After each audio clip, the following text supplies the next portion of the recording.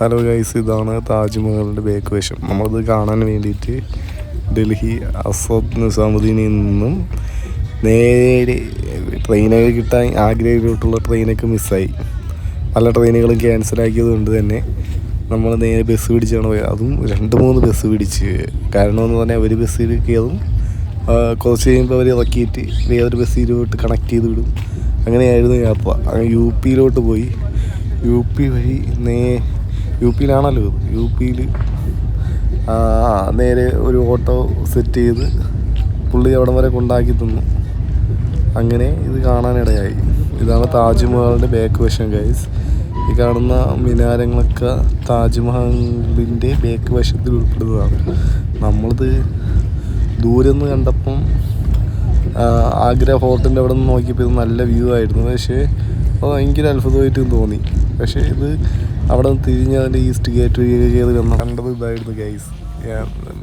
First നോട്ടത്തിൽ തന്നെ ഞാൻ വിചാരിച്ചു ഇത് ഹേഗായിരിക്കും, ചുടുകെട്ട് കൊണ്ടാണ് ഉണ്ടാക്കിയത്, അങ്ങനെ വീണ് വിചാരിച്ചത്. പക്ഷേ പിന്നീട് അങ്ങോട്ട് ഇങ്ങനെ ക്യാമറ പകർത്തി പോയപ്പോൾ കണ്ട് ഞാൻ ഞെട്ടിപ്പോയി ഗൈസ്. ആ ടൈം അവസാനിച്ചു, അതുകൊണ്ട് കയറ്റി കിട്ടില്ല. ബാക്ക് സൈഡ് നോക്കിയപ്പോൾ ഇതാണ് അവസ്ഥ ഗൈസ്. ഇതാണ് താജ്മഹലിൻ്റെ ബാക്ക് സൈഡ്. വെണ്ണക്കല്ലി കൊത്തിയെന്നല്ലേ, ചുടുകല്ലി കൊത്തിയിടുന്നു. ഫുള്ള് ചുടുകെട്ട. ഒരു ചുവന്ന കല്ലുണ്ടല്ലോ, ചെങ്കല്ല്, അതാണ്. ഈ മാവ് ഇല്ല.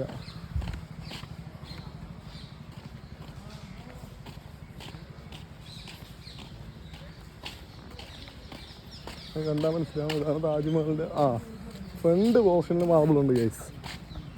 അവിടെ ഇവിടെ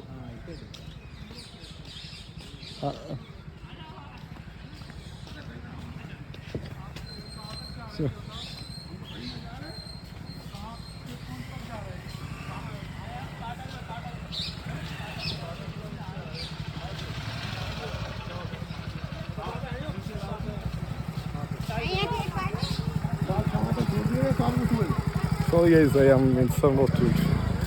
Front side full marble ആണ് guys.